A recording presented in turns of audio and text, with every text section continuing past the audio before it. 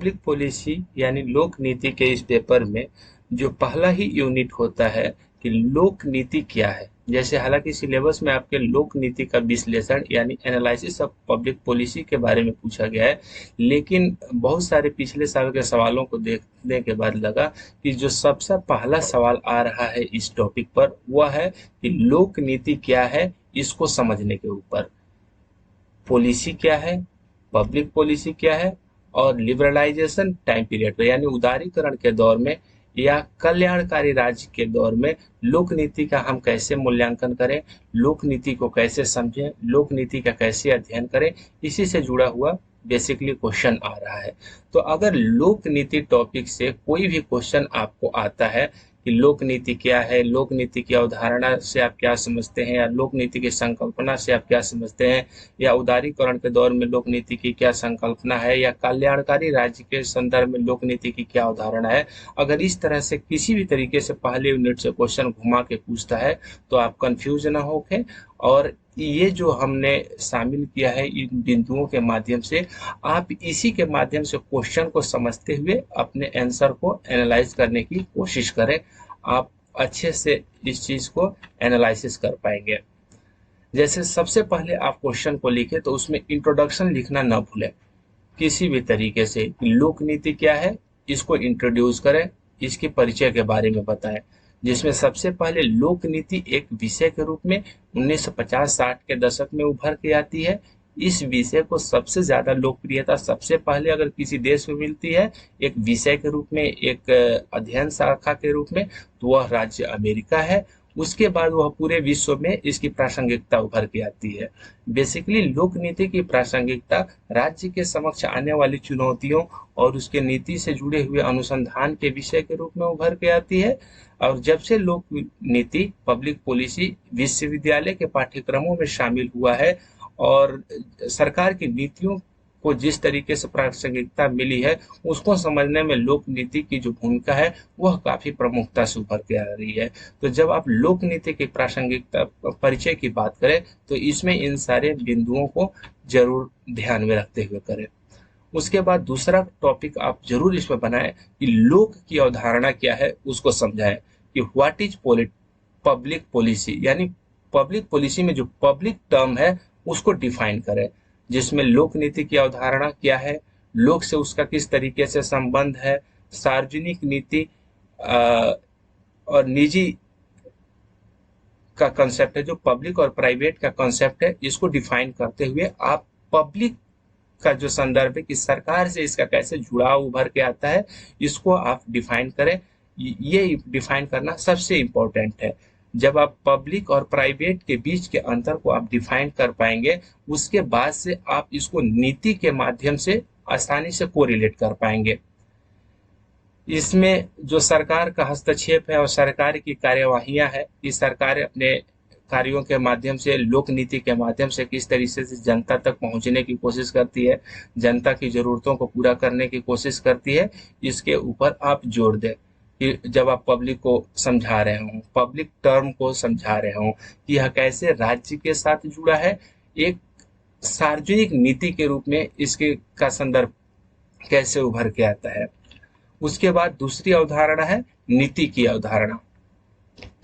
कि नीति क्या है, पॉलिसी क्या है, इसको डिफाइन करें। तो नीति बेसिकली कुछ नहीं होती है, एक डायरेक्शन होता है, एक मार्गदर्शन होता है, चाहे वह सार्वजनिक इंस्टीट्यूशन हो या प्राइवेट इंस्टीट्यूशन, या सरकार के इंस्टीट्यूशन हो या निजी क्षेत्र के इंस्टीट्यूशन हो। किसी भी इंस्टीट्यूशन में नीति सबसे प्रमुख भूमिका निभाती है एक डायरेक्शन के रूप में। इसी के संदर्भ में नीति को किसी कार्यवाही के लिए एक मार्गदर्शन के रूप में प्रस्तुत करने पर जोर दिया जाता है, जिसमें जिसके अंतर्गत सबसे ज्यादा जोर दिया जाता है वह है लक्ष्य की एक घोषणा के रूप में, कार्यवाही की घोषणा के रूप में, आम उद्देश्य की एक घोषणा के रूप में, एक आधिकारिक निर्णय के रूप में। जेम्स एंडरसन भी मान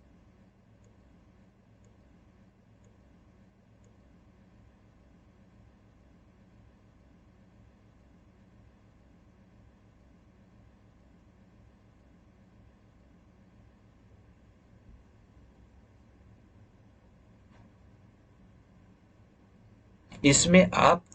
पब्लिक और पॉलिसी, इन दोनों अवधारणाओं को काफी अच्छे से आइए, तो हम बात कर रहे थे नीति की अवधारणा के ऊपर।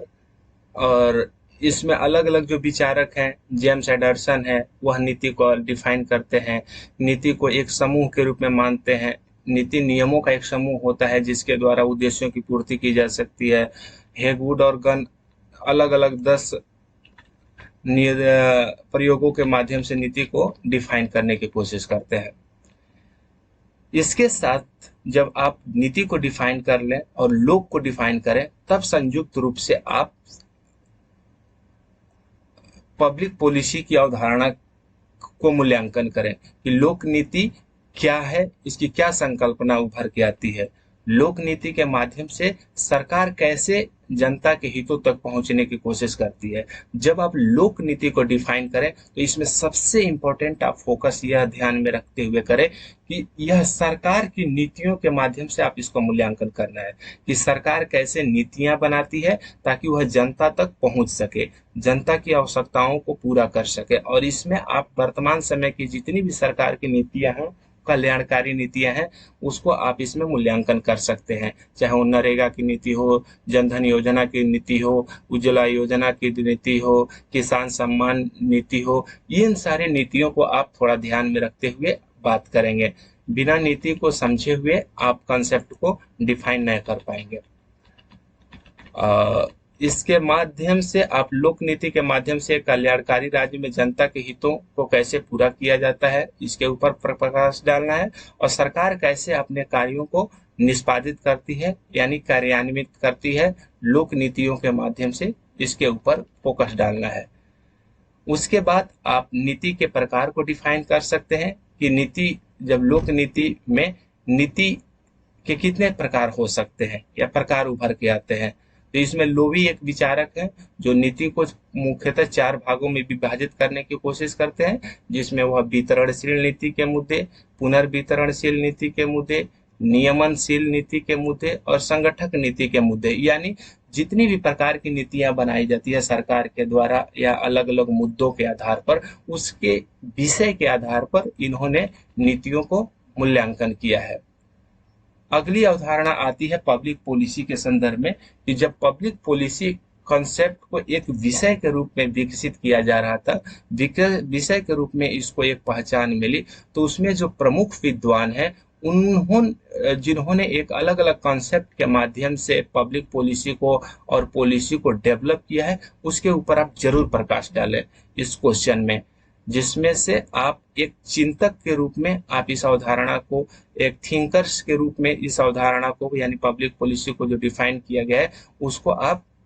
डिफाइन कर सकते हैं। जिसमें से कुछ नाम है, इसको जरूर याद रखें। अगले टॉपिक पर जब हम बात करेंगे जिसमें पब्लिक पॉलिसी के जो मॉडल है, उसमें इन सारे विषयों को हम डिटेल में बात करेंगे। लेकिन इस टॉपिक के लिए कि लोक नीति क्या है, अगर इस पर क्वेश्चन आता है तो आप इंट्रोडक्शन के रूप में इन थिंकर्स को अपने आंसर में डाल सकते हैं, जिसमें हैरोल्ड लासवेल है जिनको नीति विज्ञान का जनक भी माना जाता है, हर्बर्ट साइमन है, चार्ल्स लिंडबॉम है, डेविड ईस्टन है जो ब्लैक बॉक्स यानी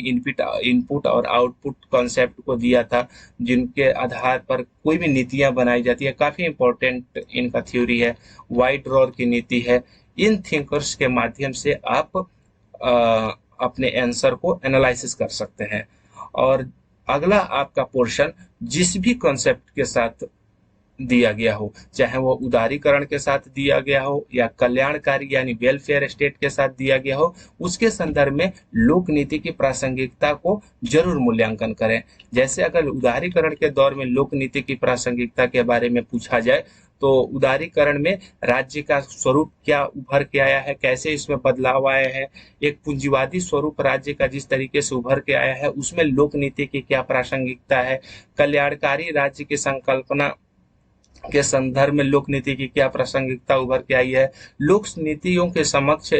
उदारवादी राज्यों में किस तरीके से चुनौतियां उभर के आई है, इन सारे विषयों पर आप जरूर मूल्यांकन करें। और लास्ट में जब आप आंसर लिखें तो मूल्यांकन और निष्कर्ष जितना आपने आंसर दिया है उसका एक क्रिटिकल मूल्यांकन जरूर करें, क्रिटिकल इवैल्यूएशन जरूर करें, और लास्ट में इसका कंक्लूजन के माध्यम से आप क्वेश्चन को बाइंड अप करें। इस तरीके से आप पूरे क्वेश्चन को अच्छे से एनालिसिस कर पाएंगे। पॉइंट